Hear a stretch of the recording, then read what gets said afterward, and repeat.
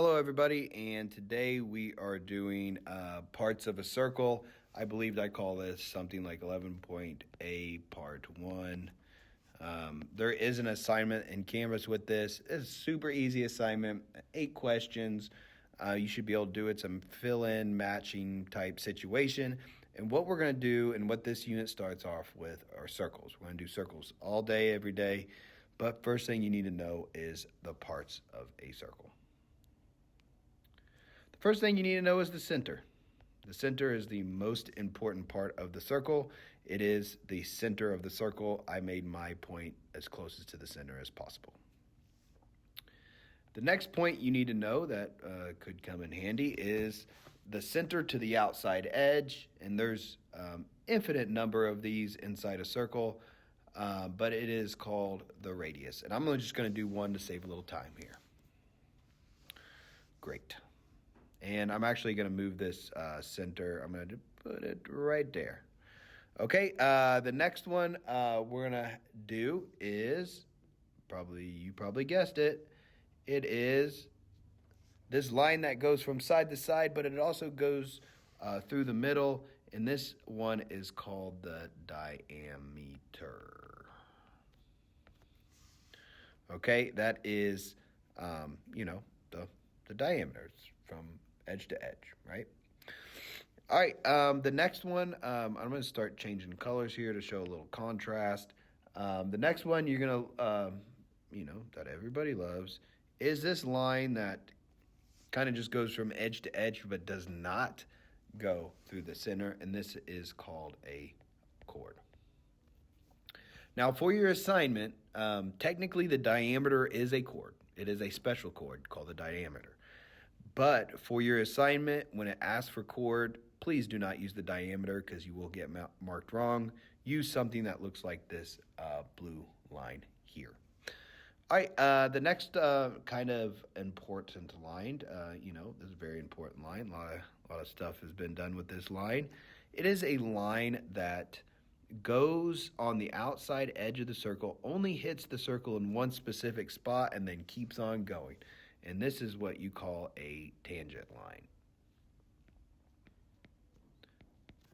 Okay, it is tangent. That's what the word tangent means. It is a tangent line. It keeps going forever and ever.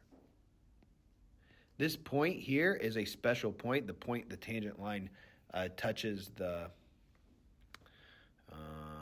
circle. It only touches in one place. It's called the point of tangency.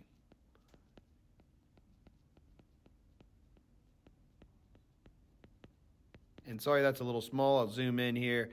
It is the point of tangency, and that's an of. Yes, it is an of. This is an I if you needed to know. But a point of tangency, it's on the tangent line. Should be kind of, straightforward here. Okay, now next I'm going to put some points on the outside of the circle. And these points, let's just call them M, N, O. Okay, and the reason why I did that, I need to talk about something that I don't know if you have seen for certain, but we're going to talk about arcs, minor arcs and major arcs.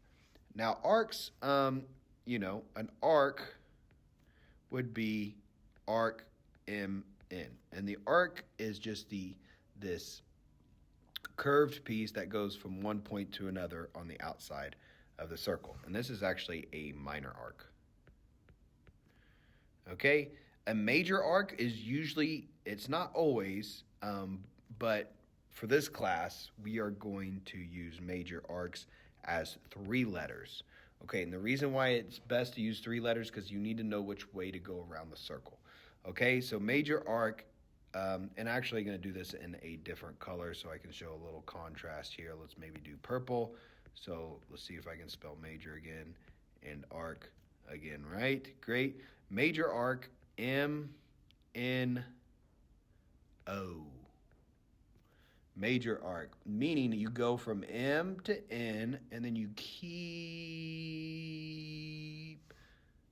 going around, boom, until you get to the other end. Okay? A minor arc is less than 180. A major arc is greater than 180. Okay, that's the difference. And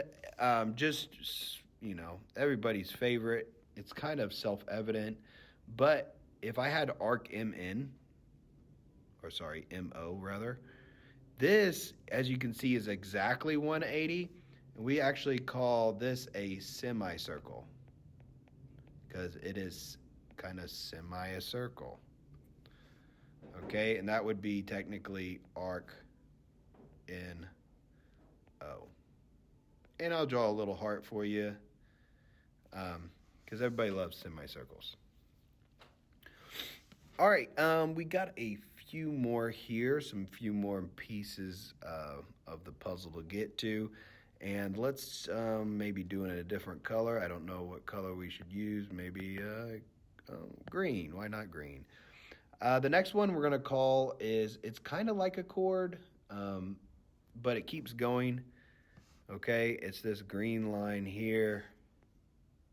It just keeps going forever and ever. It is called a secant line. The only difference between a chord and a secant line is a secant line keeps going once it goes through the circle. Next, there's multiple of these right now that I have drawn, but this highlighted area we're going to call something special.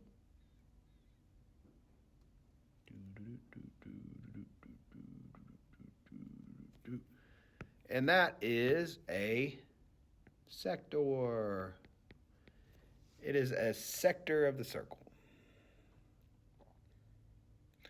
All right, and that should handle the notes. There is one more, actually. Let's just cover it real quick. I'm going to highlight this area right here. We'll talk about it once I get back. We're not going to really cover it until I get back because it is a kind of a harder thing to accomplish. And that's this little area right here, and this is actually called a segment.